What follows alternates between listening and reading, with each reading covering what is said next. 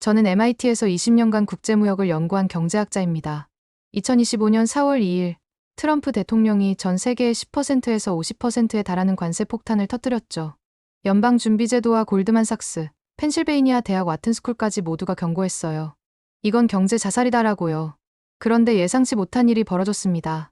2025년 10월 18일, 단 하루 만에 700만 명의 미국인이 거리로 쏟아져 나왔어요. No Kings 시위였죠. 미국 역사상 최대 규모의 단일 시위였습니다. 동시에 태평양 건너 한국에선 현대기아 자동차 공장 가동률이 급락했고 포스코 철강 수출이 증발했습니다. 대미 수출이 한 달 만에 14% 넘게 무너졌어요. 거리의 분노와 무역 통계가 같은 이야기를 하고 있었죠. 이건 정치가 아니라 생존의 문제다. 전 세계를 충격에 빠뜨린 트럼프 관세 전쟁의 실체 지금 시작합니다. 저는 그날을 잊을 수 없어요. 2025년 4월 2일 수요일 아침, 백악관 브리핑룸에 섰습니다. 트럼프 대통령이 국가 비상사태를 선포했죠. 국제긴급경제권한법 IEPA를 발동한 겁니다. 미국의 무역 적자는 국가안보 위협이다. 그의 목소리는 단호했어요. 4월 5일 자정부터 전 세계 모든 국가에 10% 기본 관세가 부과됐습니다. 끝이 아니었죠. 4일 뒤인 4월 9일, 57개국에 추가 관세가 쏟아졌어요. 중국 34%, 베트남 20%, 일본 24%, 한국 25%. 제 동료 경제학자들은 경악했습니다. 이건 1930년대 스무트할리 관세법 이후 최악의 보호무역 조치야. 규모는 상상을 초월했어요. 재무부 추산으로 연간 관세 수입만 5조 2천억 달러.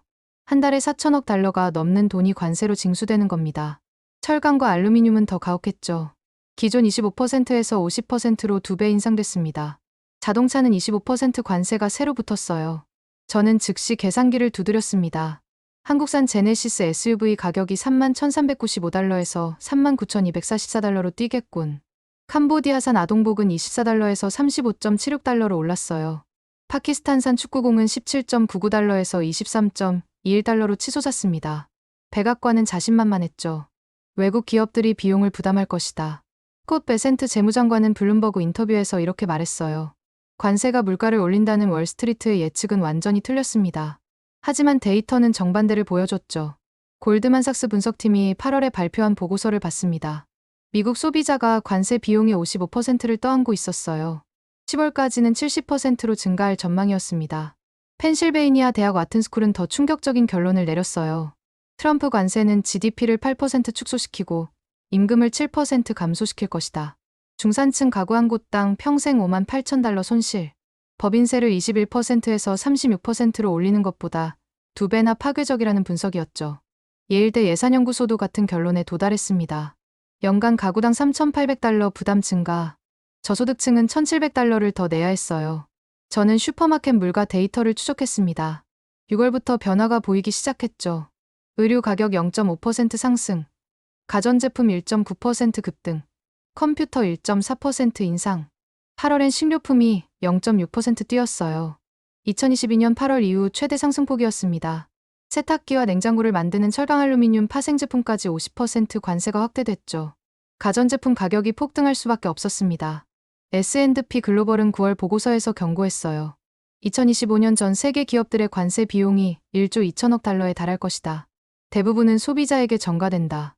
저는 연방준비제도 회의록을 분석했습니다. 제롬 파월 의장도 우려를 표명했죠. 관세는 인플레이션을 부채질할 것이다.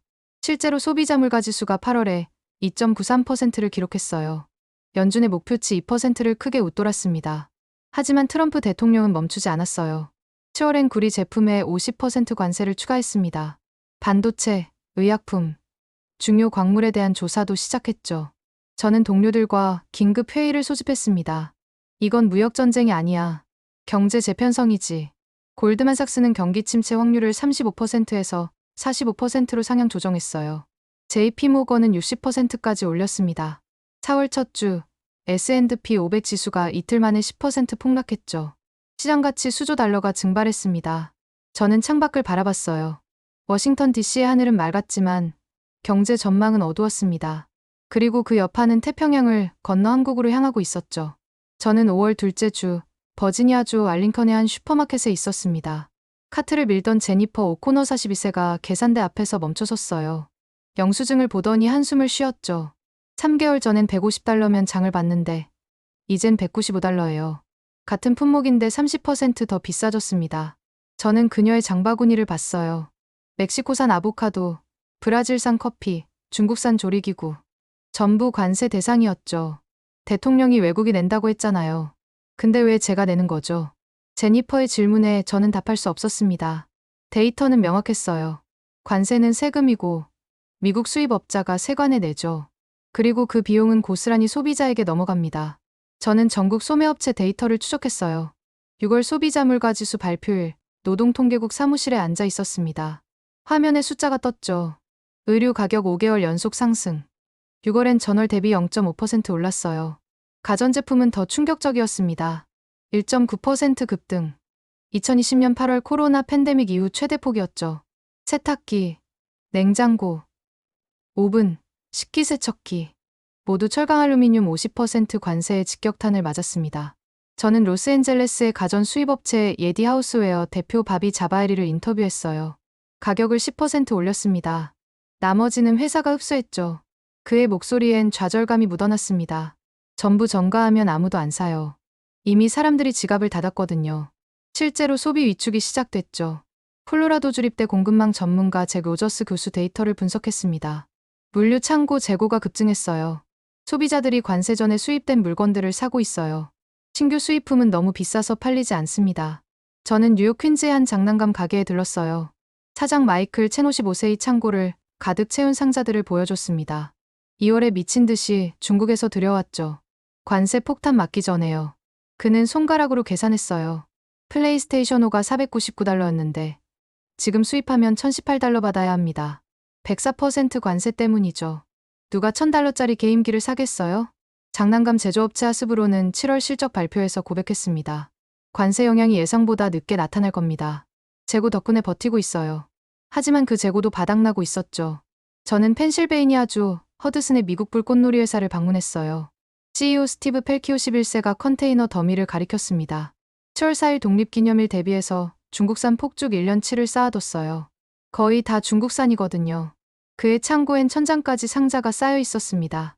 돈 빌려서 최대한 들여왔죠. 내년엔 가격을 올릴 수밖에 없어요. 메릴랜드주 켄트 아일랜드 애완용품 판매업체 BAYDOG 사장 바턴 오브라이언은 더 극단적이었어요. 집 화장실에까지 개 구명조끼를 쌓아놨습니다.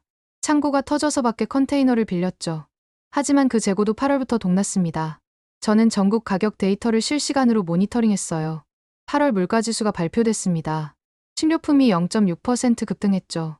2022년 8월 이후 최대 상승폭이었습니다. 커피와 오렌지 가격이 특히 폭등했어요. 기후변화에 관세까지 겹쳤죠. 브라질산 커피는 10% 관세를 받았습니다. 네이비 연방 신용조합 수석 이코노미스트 헤더 롱이 경고했어요. 중산층 압박이 시작됐습니다. 음식, 가스, 의류, 주거비 모두 급등했어요. 이건 시작일 뿐입니다. 저는 골드만삭스 8월 10일 보고서를 전극했습니다. 6월까지 소비자가 관세 비용의 22%를 부담했다. 10월엔 67%로 증가할 것이다. 최종적으로는 70%까지 올라가고 국내 생산자 가격 인상 효과까지 포함하면 100%가 될 거라는 분석이었죠. 트럼프 대통령은 격분했습니다. 골드만삭스 수석 이코노미스트를 해고하라고 요구했어요. 하지만 숫자는 거짓말하지 않았습니다. S&P 글로벌은 10월 17일 백서를 발표했죠.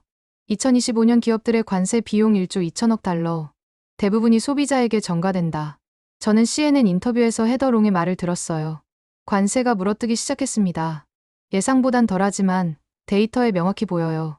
그녀의 목소리는 단호했습니다. 저는 워싱턴 DC의 한 식당에서 점심을 먹었어요. 옆 테이블 두 여성이 대화하는 소리가 들렸죠. 냉장고가 고장 났는데 새 걸로 못 바꾸겠어. 3개월 전보다 $500나 비싸졌어. 우리 애 운동화도 못 사줬어. 작년엔 $35였는데 지금 $52야. 저는 메모했습니다. 이게 바로 데이터가 의미하는 겁니다. 숫자 뒤엔 사람이 있었죠. 예일대 연구진의 계산이 맞았어요. 가구당 연간 $3,800 부담 증가. 저소득층은 $1,700였습니다. 그리고 그 분노는 거리로 쏟아지기 시작했죠. 저는 6월 14일 토요일 아침 워싱턴 DC 펜실베이니아 애비뉴에 서 있었습니다.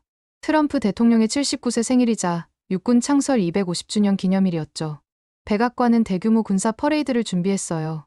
탱크와 전투기가 수도를 가로지르는 행사였습니다. 그런데 예상치 못한 광경이 펼쳐졌어요. 거리가 사람들로 가득 찼습니다. No Kings라고 적힌 피켓을 든 수백만 명이 쏟아져 나왔죠. 저는 군중속을 걸었어요.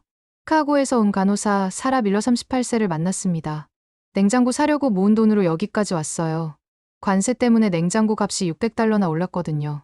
그녀의 손엔 No Kings, Just Working People이라고 적힌 팻말이 들려 있었죠. 뉴욕에서 온 교사 데이비드 첸 45세도 있었어요. 우리 학교 급식비가 30% 올랐습니다. 수입식자재 가격 때문이죠. 학부모들이 난리예요. 저는 조직위원회 추산을 확인했습니다. 전국 2100개 도시에서 400만에서 600만 명이 참여했어요. 미국 역사상 단일 주제로는 최대 규모였죠. 타임스퀘어에서 수만 명이 브로드웨이를 메웠습니다. 시카고 그랜트 파크엔 10만 명이 모였어요. 작은 도시들도 예외가 아니었죠. 오레곤주 번스, 인구 2700명 도시에서도 시위가 열렸습니다. 노스캐롤라이나주 브라이슨 시티, 인구 1500명 마을에서도요. 저는 시카고로 날아갔어요. 그랜트 파크 무대에 브랜든 존슨 시장이 섰습니다. 그의 목소리가 울려 퍼졌죠. 대통령의 명령으로 이 나라는 시카고와 미국 도시들의 전쟁을 선포했습니다. 군중이 환호했어요. 하지만 우리는 굽히지 않을 것입니다. 무릎 꿇지 않을 것입니다. 권위주의에 굴복하지 않을 것입니다. 저는 메모했습니다. 이건 단순한 정치 시위가 아니었어요. 델리아 라미레즈 하원의원이 마이크를 잡았습니다. 내가 국민이라고 하면 여러분은 힘이라고 외쳐주세요. 국민, 힘, 국민, 힘. 구호가 반복됐죠. 저는 과테말라 이민자의 자랑스러운 딸입니다. 제 뿌리를 부끄러워하지 않아요. 저는 군중 사이를 걸었어요. 피켓들이 눈에 들어왔습니다. 왕관도 왕좌도 필요 없다. 민주주의를 지키자. 파시즘에 저항하라. 그런데 제 눈길을 끈 건 다른 구호였죠. 장바구니 물가를 내려라. 관세는 세금이다. 생계비를 감당할 수 없다. 정치와 경제가 하나로 엮이고 있었습니다. 저는 디트로이트 출신 자동차 부품 공장 노동자 제임스 윌리엄스 52세를 인터뷰했어요. 우리 공장이 5월에 문 닫았습니다. 한국산 부품에 25% 관세 붙으니까 주문이 끊겼죠. 그는 손에 든 피켓을 보여줬어요. No Kings, No Poverty라고 적혀 있었습니다. 대통령이 왕처럼 굴면서 우리 일자리를 날렸어요. 이게 무슨 애국이에요? 저는 연방정부 셧다운 상황도 추적했습니다. 10월에 접어들면서 정부가 멈춰섰죠. 공화당과 민주당이 의료비 삭감 문제로 충돌했어요. 이미 13일째였습니다. 마이크 존슨 하원의장이 기자회견에서 분노를 표출했죠. 이건 미국을 증오하는 집회입니다. 공산주의자, 사회주의자, 안티파, 무정부주의자, 친하마스 극좌파가 모였어요. 척 슈머 상원 민주당 대표는 정반대 메시지를 냈습니다. 미국을 사랑하고 민주주의를 걱정하는 시민들이여, 평화롭게 행진하세요. 트럼프와 공화당이 여러분을 침묵시키게 두지 마십시오. 저는 정치적 분열보다 더 깊은 걸 봤어요. 워싱턴 DC에서 만난 아만다 나타로는 국제개발처 USAID 직원이었습니다. 과거형이죠. 10월에 해고됐어요. 수천 명의 연방 직원이 잘렸죠. 그녀의 목소리엔 분노와 절망이 섞여 있었어요. 나라를 위해 일했는데 하루아침에 버려졌습니다. 게다가 물가는 치솟고 있고요. 1199 SEIU 노조의 타렌 피터스는 더 충격적인 이야기를 했어요. 우리 조합원 중 일부는 출근을 못하고 있습니다. IC 이민 세관 단속국 체포가 두려워서죠. 복면을 한 IC 요원들의 단속이 강화됐습니다. 이민자 커뮤니티가 공포에 떨고 있었죠. 저는 경제 지표를 다시 점검했어요. 취업수당 청구 건수가 급증했습니다. 2021년 10월 이후 최고치였죠. 올해 들어 일자리 증가가 사실상 정체됐어요. 소비 지출도 둔화됐습니다. 사람들이 지갑을 닫기 시작했죠. 연준은 딜레마에 빠졌어요. 인플레이션은 2.93%로 목표치를 웃도는데 경제는 둔화되고 있었습니다. 저는 하버드 케네디 스쿨 10월 17일 보고서를 읽었습니다. 2025년 미국의 시위는 기록상 가장 광범위하게 확산됐다. 트럼프 지지 지역에도 깊숙이 침투했다. 그 분석이 맞았어요.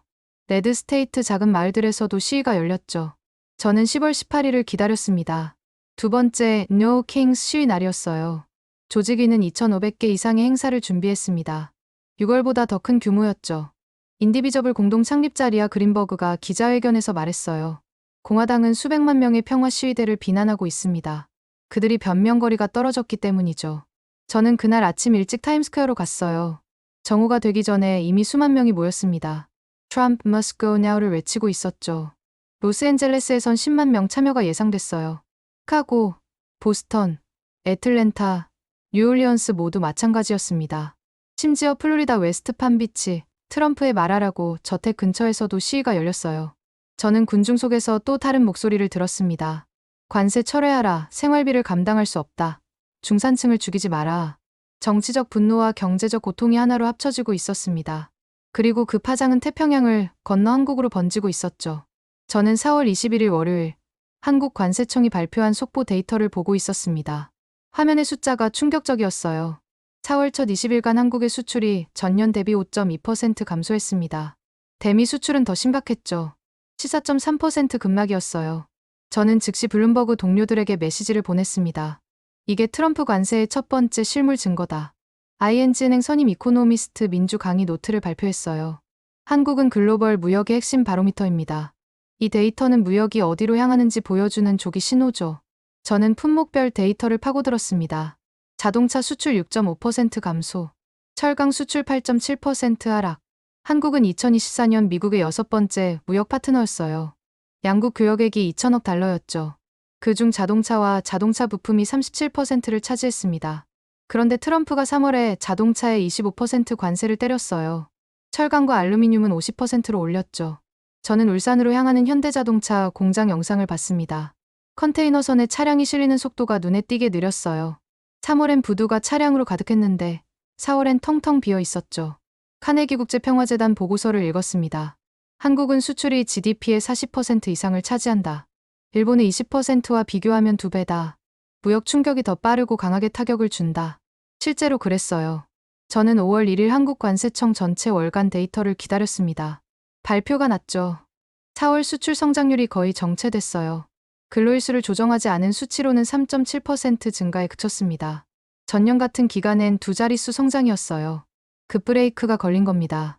저는 서울의 경제연구소 보고서들을 읽었습니다. 한국 재정부가 2025년 GDP 성장률 전망을 2.1%에서 1.8%로 하향 조정했어요. 2024년 예상치보다 0.3%포인트 낮았죠.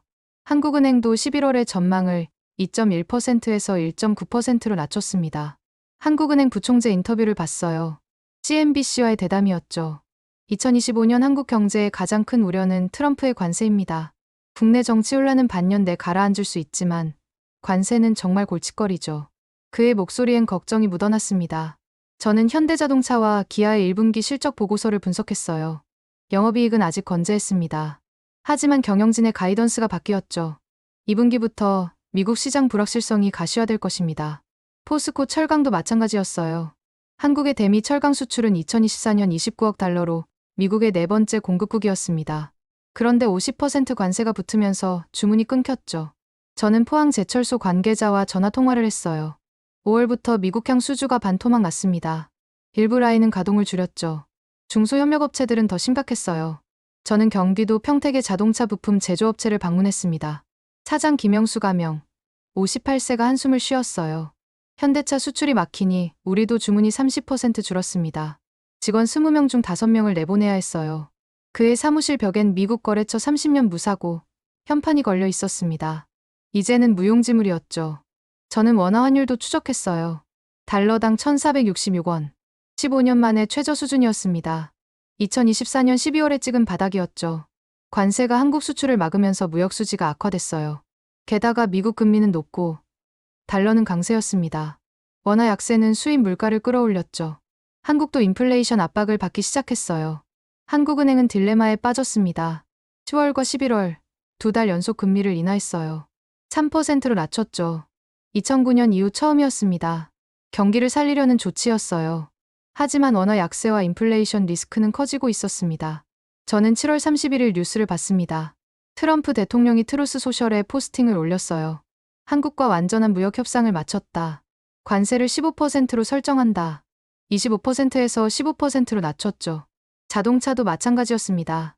대신 한국은 3,500억 달러 투자를 약속했어요. 그중 1,500억 달러는 조선협력, 나머지는 미국 내 투자였습니다. 콧 베센트 재무장관이 발표했죠. 그 투자 수익의 90%는 미국 국민에게 돌아갈 것입니다.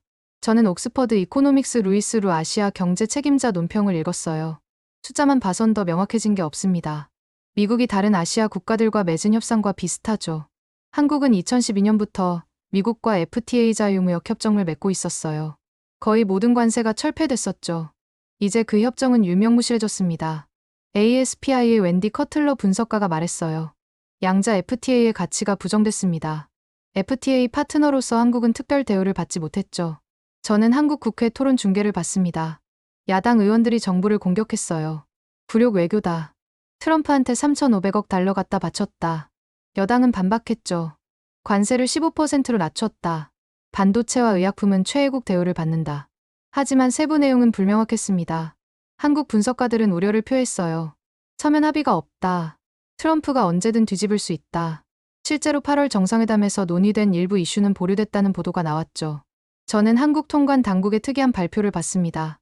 4월 21일 한국관세청이 특별 단속 결과를 발표했어요. 1분기에 원산지 허위 표기 295억 원 적발. 미국향 화물이 97%를 차지한다. 전년 전체 348억 원과 비교하면 폭증한 겁니다. 미국향 비율도 62%에서 97%로 뛰었죠. 중국 기업들이 한국을 우회 수출 거점으로 쓰고 있었어요. 중국산 배터리 양극재 33억 원어치가 한국산으로 둔갑해 미국으로 갔습니다.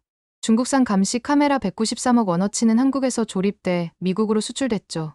한국관세청은 미국 당국과 공조 수사에 들어갔어요. 한국 기업을 보호하기 위한 조치입니다.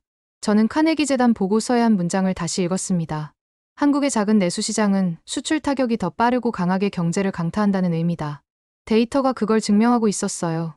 그리고 그 충격은 한국 경제 전반으로 번지고 있었습니다. 저는 5월 중순 인천항 컨테이너 터미널에 서 있었습니다. 거대한 크레인들이 움직이고 있었지만 뭔가 달랐어요. 3개월 전보다 훨씬 느렸죠. 인천항만공사 물류 담당 박준호가 제게 말했습니다. 4월부터 대미 수출 컨테이너가 20% 줄었어요. 특히 자동차 부품이 급감했죠. 그는 텅 빈 야적장을 가리켰습니다. 저기 보이세요? 작년 이맘때면 현대기아 부품 컨테이너로 가득 찼어요. 지금은 저 모양입니다. 저는 부산으로 이동했어요. 한국 최대 수출항이죠. 부산신항 포워딩 업체 대표 최민수를 만났습니다. 미국향 화물이 전년 대비 30% 감소했습니다. 철강, 알루미늄 제품은 거의 절반으로 줄었고요. 그의 사무실 컴퓨터 화면엔 취소된 선적 주문이 빨간색으로 표시돼 있었어요. 관세 25%, 50% 붙으니 미국 바이어들이 주문을 안 넣어요. 대체 공급처를 찾거나 아예 사업을 접습니다. 저는 경기도 화성의 자동차 부품 산업단지로 갔습니다. 현대기아의 1차, 2차, 3차 협력사들이 모여있는 곳이었죠. 1차 협력사 공장장 이상훈이 생산 라인을 보여줬어요. 이 라인은 미국 수출용 부품을 만들었습니다. 과거형이죠. 5월 초부터 가동을 중단했어요. 30m 길이의 컨베이어 벨트가 멈춰 있었습니다. 직원 150명 중 40명을 무급휴직 보냈어요. 더 악화되면 정리해고를 해야 합니다. 저는 그의 협력사를 방문했습니다. 2차 협력사였죠. 사장 김철수는 더 절박했어요. 1차 협력사 주문이 끊기니 우리도 직격탄을 맞았습니다. 매출이 40% 증발했어요. 그의 공장은 직원 35명 규모였습니다. 작년엔 60명이었다고 했죠. 이미 25명을 내보냈어요. 나머지도 급여를 20% 깎았습니다. 그래도 버티기 힘들어요. 사무실 책상 위엔 은행 대출 서류가 쌓여 있었습니다. 저는 포항 철강산업단지로 향했습니다. 포스코 협력사 강관 제조업체를 방문했어요. 대표 박영철 가명, 61세의 저를 맞았습니다. 포스코 대미 수출이 막히니 우리도 주문이 반토막 났습니다. 그의 공장 야적장엔 강관들이 쌓여 있었죠. 저게 다 미국 가야 할 물건이에요. 지금은 갈 곳이 없습니다. 재고가 계속 쌓이고 있어요. 그는 직원 50명 중 15명을 정리해고했다고 했습니다. 30년 같이 일한 사람들을 내보내야 했어요. 제 심정을 아세요? 저는 한국고용노동부 통계를 확인했습니다. 제조업 고용이 2월부터 감소 추세로 돌아섰어요. 4월엔 전년 대비 2.3% 줄었죠. 특히 수출 비중이 높은 자동차 철강전자 부품 업종에 타격이 컸습니다. 저는 울산으로 갔습니다. 현대자동차 본사가 있는 곳이죠. 현대차 울산 공장 하청업체 노조 간부 정수진을 만났어요. 비정규직 계약 갱신이 중단됐습니다. 5월에만 300명이 일자리를 잃었어요. 그녀는 스마트폰으로 동료들 단체 채팅방을 보여줬습니다. 다들 다른 일자리를 찾고 있어요. 근데 제조업 전체가 어려우니 갈 곳이 없습니다. 저는 서울 강남의 무역 컨설팅 회사를 방문했어요. 대표 이준석은 30년 경력의 무역 전문가였습니다. 지금 한국 중소제조업체들이 패닉 상태예요. 미국 시장 의존도가 높았던 기업들은 생존 위기죠. 그는 자료를 보여줬습니다. 대기업은 생산 거점을 미국으로 옮기거나 멕시코, 베트남으로 우회하는 방법을 찾아요. 하지만 중소기업은 그럴 자금이 없습니다. 저는 한국무역협회 보고서를 읽었습니다. 중소수출기업의 62%가 관세로 심각한 타격을 받았다고 응답했어요. 35%는 폐업을 고려 중이라고 답했죠. 저는 경기도 안산의 전자부품 제조업체를 찾았습니다. 사장 송민호가 공장을 보여줬어요. 기계들이 멈춰 있었습니다. 우리는 미국 가전업체에 부품을 공급했어요. 관세 때문에 주문이 끊겼죠. 지난달 문 닫기로 결정했습니다. 그의 직원 80명 전원이 해고 통보를 받았어요. 20년 키운 회사를 이렇게 접게 될 줄 몰랐습니다. 저는 대기업들의 대응도 추적했습니다. 현대자동차가 미국 조지아주 공장 증설을 발표했어요. 70억 달러 투자였죠. 기아도 미국 내 생산 확대를 검토했습니다. 삼성전자와 SK하이닉스는 이미 미국의 반도체 공장을 짓고 있었어요. 트럼프의 압박이 가속화시켰죠. 하지만 그 투자는 한국 내 일자리를 의미하지 않았습니다. 저는 현대차 협력사 단체 긴급 회의에 참관했어요. 참석자들의 목소리엔 절박함이 묻어났습니다. 현대차가 미국 공장으로 생산을 옮기면 우리는 어떻게 됩니까? 한국 공장 가동률이 떨어지면 우리 주문도 줄어듭니다. 한 중소기업 대표가 손을 들었어요. 미국으로 따라가라고요?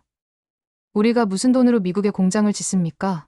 저는 한국개발연구원 KDI 보고서를 읽었습니다. 관세 장기화 시 한국 제조업 고용이 57% 감소할 것으로 예상된다. 약 15만 20만 개 일자리가 위험하다. 저는 인천 남동공단의 작은 식당에 들렀어요. 주인 김순희가 한숨을 쉬었습니다. 공장 직원들이 줄어드니 손님도 줄었어요. 점심시간에 만석이었는데 요즘은 반도 안 찹니다. 그녀의 매출도 30% 떨어졌다고 했죠. 공급망 붕괴는 연쇄 반응이었습니다. 제조업에서 시작해 물류, 서비스업까지 번졌어요. 저는 한국은행 부총재의 경고를 다시 떠올렸습니다. 트럼프 관세가 한국 경제의 가장 큰 위협이다. 숫자로만 보던 게 아니었어요. 사람들의 삶이 무너지고 있었습니다. 그리고 이건 한국만의 문제가 아니었죠. 글로벌 공급망 전체가 흔들리고 있었습니다. 저는 6월 첫째 주 서울행 비행기에 탔습니다. 한국의 새 대통령이 취임했어요. 이재명 정치인이었죠. 전임자가 계엄령 선포로 탄핵당한 지 6개월 만이었습니다. 그는 취임 연설에서 자신감을 보였어요. 한국의 전략적 가치를 활용해 미한 협력을 강화하고 경제 혁신을 이루겠다. 하지만 현실은 가혹했습니다. 저는 청와대 브리핑을 지켜봤어요. 경제부 총리가 긴급 대책을 발표했죠. 정부는 트럼프 관세에 대응하기 위한 종합 지원책을 마련했습니다. 중소기업 금융 지원 확대, 수출 다변화 지원, 세제 혜택. 하지만 근본 해결책은 아니었어요. 한국 정부가 할 수 있는 건 제한적이었죠. 트럼프와 협상하는 수밖에 없었습니다. 저는 7월 첫째 주 워싱턴에 있었어요. 한국 재무장관과 통상장관이 미국에 왔습니다. 콧 베센트 재무장관, 제이미슨 그리어 무역대표부 대표와 만났죠. 저는 협상장 밖에서 대기했습니다. 4시간이 넘는 회담이었어요. 나온 뒤 장관의 표정이 어두웠습니다. 건설적인 대화였다는 공식 발표만 나왔죠. 실질적 진전은 없었습니다. 저는 카네기 국제평화재단 보고서를 읽고 있었어요. 트럼프의 관세는 한국의 실존적 위협이다. 이재명은 불가능한 선택에 직면했다. 한국은 수출이 GDP의 40%를 차지했습니다. 미국은 한국의 두 번째 수출 대상국이었죠. 관세를 받아들이면 경제가 무너지고 거부하면 무역전쟁이었어요. 저는 7월 중순 또 다른 문서를 받았습니다. 트럼프 대통령이 한국과 일본에 거의 동일한 관세 레터를 보냈어요. 국가명과 정상 이름만 바꾼 내용이었죠. 최후 통첩이었습니다. 8월 1일까지 제조업을 미국으로 옮기지 않으면 모든 수출품에 25% 관세를 유지한다. 무역 흑자를 국가안보 위협으로 규정했어요. 동맹국을 적으로 취급한 겁니다. 저는 충격을 받았습니다. 이건 동맹이 아니라 경제 강요다. 카네기 재단의 분석이 맞았어요. 미국의 주요 아시아 동맹국들과의 관계가 전략적 파트너십에서 경제 강압으로 바뀌었다. 한국과 일본은 같은 최후 통첩을 받았지만 한국이 더 취약했습니다. 내수 시장이 작고 무역 의존도가 높았죠. 저는 7월 말 긴장 속에서 기다렸어요. 7월 31일 수요일, 트럼프가 트루스 소셜에 포스팅을 올렸습니다. 한국과 완전한 무역 협상을 마쳤다. 관세가 25%에서 15%로 낮아졌어요. 자동차도 15%였죠. 대신 한국은 3,500억 달러 투자를 약속했습니다. 저는 즉시 세부 내용을 찾았어요. 트럼프의 포스팅뿐이었죠. 공식 문서가 없었습니다. 이재명 대통령도 소셜미디어에 글을 올렸어요. 이를 통해 한미 산업 협력이 강화되고 동맹도 굳건해지길 바란다. 국익 중심 외교를 유지하겠다. 하지만 한국 내 반응은 싸늘했습니다. 야당 의원들이 국회에서 정부를 공격했어요. 3,500억 달러를 트럼프에게 갖다 바쳤다. 굴욕 외교다. FTA는 어디 갔나? 12년간 유지한 관세 면제가 하루아침에 무너졌다. 저는 미국 통상 전문가들 반응도 확인했습니다. ASPI 아시아 소사이어티 정책연구소 웬디 커틀러가 말했어요. 양자 FTA의 가치가 부정됐다. FTA 파트너로서 한국은 특별 대우를 받지 못했다. 2012년 발효된 한미 FTA는 거의 모든 관세를 철폐했었죠. 이제 의미가 없어졌습니다. 저는 3,500억 달러 내역도 추적했어요. 1,500억 달러는 조선협력이라고 했습니다. 한국 조선사들의 미국 진출 지원이었죠. 나머지 2,000억 달러는 불명확했어요. 미국이 선택하고 통제하는 투자라고만 했습니다. 콧 베센트 재무장관이 CNBC에서 말했죠. 그 투자 수익의 90%는 미국 국민에게 돌아간다. 저는 옥스퍼드 이코노믹스 루이스 루의 논평을 읽었습니다. 숫자만으론 더 명확해진 게 없다. 다른 아시아 국가들과 비슷한 패턴이다. 실제로 일본도 5,500억 달러 투자를 약속했어요. 수익 배분도 비슷했죠. 일본 정부는 나중에 그 해석에 이의를 제기했습니다. 저는 8월 중순 서울에 있었어요. 트럼프 대통령과 이재명 대통령의 정상회담이 예정돼 있었습니다. 세부 조건을 확정하는 자리였죠. 하지만 회담 후 발표가 애매했어요. 양국은 상호 이익을 위한 협력을 계속하기로 했다. 구체적 내용이 없었습니다. 저는 한국 분석가들 반응을 모았어요. 서면 합의가 없다. 트럼프가 언제든 번복할 수 있다. 8월 정상회담에서 일부 이슈가 보류됐다는 보도가 있다. 뭐가 빠진 건가? 반도체와 의약품이 최애국 대우를 받는다고 했지만 보장이 없다. 실제로 불확실성은 계속됐습니다. 저는 의회 도서관 보고서를 읽었어요. 미국 의회 조사국 CRS이 작성한 문서였죠. 한미 무역협정의 세부 사항이 확정되지 않았다. 의회 승인이 필요한지도 불명확하다. 트럼프의 관세 조치가 한미 FTA의 의무와 일치하는지 의문이다. 법적 불확실성까지 겹쳤습니다. 저는 한국 기업들의 대응도 지켜봤어요. 현대자동차가 조지아주 공장에 70억 달러 추가 투자를 발표했습니다. 기아도 미국 생산 확대를 검토했죠. 삼성전자는 텍사스 반도체 공장 건설을 가속화했어요. SK하이닉스도 인디애나주에 패키징 공장을 짓기로 했습니다. 포스코는 미국 철강 합작 투자를 검토했죠. 하지만 이건 한국 일자리를 의미하지 않았어요. 저는 서울 여의도 증권가 애널리스트들을 만났습니다. 대기업들은 미국으로 가겠죠. 중소기업은 죽습니다. 한국 산업 공동화가 시작될 겁니다. 일자리는 미국으로 옮겨가요. 한국 정부는 추가 대책을 내놓았습니다. 재무부가 2025년 상반기 소비 지출 세금 감면을 확대했어요. 임금 인상 기업엔 인센티브를 줬죠. 하지만 근본 해결책은 아니었습니다. 저는 한국은행 회의록을 읽었어요. 11월 금리 인하 결정 배경이었죠. 10월에 이어 2달 연속이었습니다. 대외 불확실성이 경제 성장을 위협하고 있다.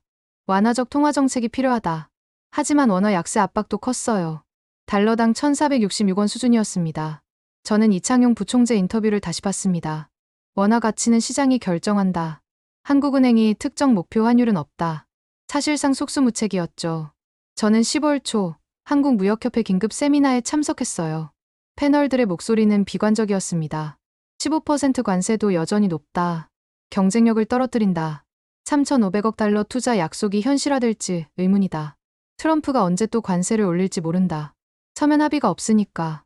한 무역업체 대표가 손을 들었어요. 결국 우리가 미국으로 가야 한다는 건가요? 한국에선 사업을 접으라는 겁니까? 저는 대답할 수 없었습니다. 카네기 재단의 결론이 맞았어요. 이재명의 핵심 과제는 그의 개혁이 잘 설계됐는지가 아니다. 외부 제약을 극복할 수 있는지다. 무역전쟁, 중미 기술 경쟁, 글로벌 공급망 붕괴. 한국의 운명은 서울이 아니라 워싱턴과 베이징에서 결정되고 있었습니다. 그리고 미국 거리에선 수백만이 분노를 외치고 있었죠. 저는 10월 18일 토요일 정오, 다시 워싱턴 DC 펜실베이니아 애비뉴에 서 있었습니다. 6월보다 더 많은 사람들이 거리를 메웠어요. 조직이 추산 약 700만 명. 미국 역사상 단일 시위 최대 규모였죠. 저는 군중속을 걸으며 피켓들을 읽었습니다. No Kings, 민주주의를 지켜라. 왕관은 필요 없다. 그리고 그 사이사이에 보였죠. 장바구니 물가를 내려라. 관세는 세금이다. 생계비를 감당할 수 없다. 저는 그제야 깨달았습니다. 이건 처음부터 같은 이야기였어요.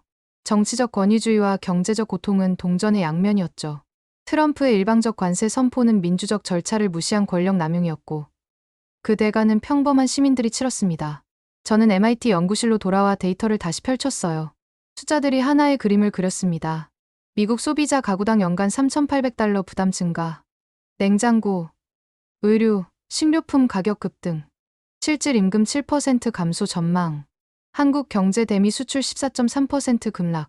자동차 철강 부품 산업 직격탄. 15만 20만 개 일자리 위협. GDP 성장률 1.8%로 하향. 글로벌 공급망 기업들의 관세 비용 1조 2천억 달러. 생산 거점 강제 이전. 30년 구축한 네트워크 붕괴. 모든 게 연결돼 있었습니다. 저는 펜실베이니아대 와튼스쿨 보고서를 다시 읽었어요. 트럼프 관세는 GDP를 8% 축소시키고 임금을 7% 감소시킨다. 중산층 가구당 평생 5만 8천 달러 손실. 법인세를 21%에서 36%로 올리는 것보다 2배나 파괴적이다. 경제학자로서 30년간 무역을 연구했지만 이렇게 비효율적인 정책은 처음 봤어요.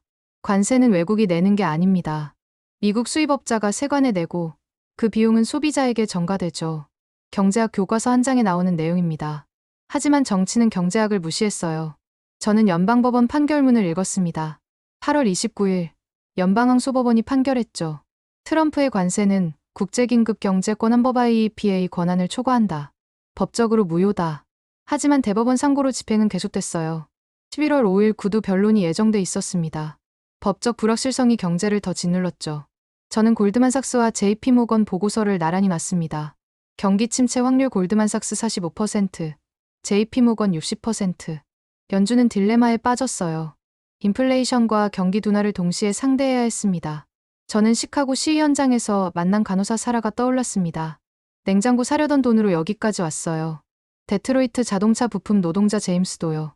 공장이 문 닫았습니다. 관세 때문에.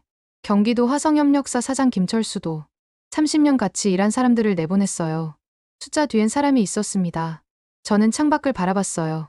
캠브리지의 가을 하늘은 맑았지만 경제 전망은 여전히 어두웠습니다. 이 모든 걸 돌아보면서 저는 몇 가지 교훈을 정리했어요. 첫째, 경제와 정치는 분리될 수 없다. 권위주의적 정책 결정은 경제적 재앙으로 이어집니다. 트럼프는 의회 없이, 동맹국과 협의 없이 일방적으로 관세를 부과했죠. 그 대가는 미국 소비자와 한국 노동자가 치렀어요. 둘째, 글로벌 공급망은 30년간 구축된 생태계다. 하루아침에 바꿀 수 없습니다. 한국 부품으로 미국 공장에서 조립한 자동차를 멕시코에서 최종 마무리하는 복잡한 네트워크죠. 관세로 끊으면 모두가 손해입니다. 셋째, 동맹은 경제적 강압으로 대체될 수 없다. 한국과 미국은 70년 동맹입니다. 6.25 전쟁 이후 피로 맺은 관계죠. 그런데 무역 흑자를 안보 위협으로 규정하면서 관계가 거래로 전락했어요. 넷째, 소비자와 노동자는 항상 대가를 치른다. 외국이 낸다는 주장은 거짓이었습니다. 골드만삭스 데이터가 증명했죠. 소비자가 70% 부담했어요. 한국에선 일자리가 증발했고요. 다섯째, 민주주의와 경제는 함께 움직인다. 700만 명이 거리에 나온 이유는 단순히 트럼프를 싫어해서가 아니었어요. 생계가 위협받았기 때문입니다. 경제적 고통이 정치적 행동으로 이어졌죠. 저는 10월 19일 일요일 아침 다시 데이터를 펼쳤습니다. 관세 수입은 9월 한 달에만 310억 달러였어요. 연간 누적 2150억 달러. 트럼프는 그 돈으로 농민 보조금과 제조업 지원을 약속했죠. 하지만 소비자가 낸 3,800달러를 돌려주진 않았습니다. 저는 한국 뉴스도 확인했어요. 현대차가 미국 공장 추가 투자를 발표했습니다. 삼성도 텍사스 반도체 공장을 확장했죠. 한국 일자리가 미국으로 이전되고 있었어요. 저는 이재명 대통령의 딜레마를 이해했습니다. 관세를 받아들이면 경제가 무너지고 거부하면 무역전쟁이었죠. 그는 불가능한 선택을 강요받았어요. 그리고 3,500억 달러 투자를 약속했습니다. 저는 학생들에게 이 사례를 가르칠 겁니다. 이것이 경제 정책이 잘못됐을 때 무슨 일이 벌어지는지 보여주는 교과서다. 하지만 교과서는 차갑습니다. 그 속엔 사라의 냉장고, 제임스의 일자리, 김철수의 공장이 없죠. 저는 이 글을 읽는 여러분에게 부탁하고 싶어요. 팩트를 확인하세요. 외국이 낸다는 말에 속지 마십시오. 경제학은 명확합니다. 관세는 세금이고 우리가 냅니다. 국제관계를 이해하세요.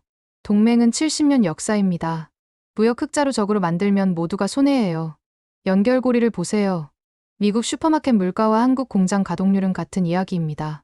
우린 모두 연결돼 있어요. 그리고 무엇보다 투표하세요. 경제 정책은 삶을 바꿉니다. 저는 11월 5일을 기다리고 있습니다. 대법원이 관세의 합법성을 판단하는 날이죠. 하지만 판결이 뭐가 됐든 이미 입은 피해는 돌이킬 수 없습니다. 사라는 여전히 냉장고를 못 샀어요. 제임스는 일자리를 잃었죠. 김철수는 공장을 닫았습니다. 정치적 분쟁이 경제와 민생으로 번지면 국제 관계와 국민의 삶이 모두 휘청입니다. 저는 데이터를 닫고 창밖을 봤어요. MIT 캠퍼스 너머로 보스턴 스카이라인이 보였습니다. 세상은 복잡하게 연결돼 있어요. 누군가의 정책 결정이 지구 반대편 누군가의 삶을 바꿉니다.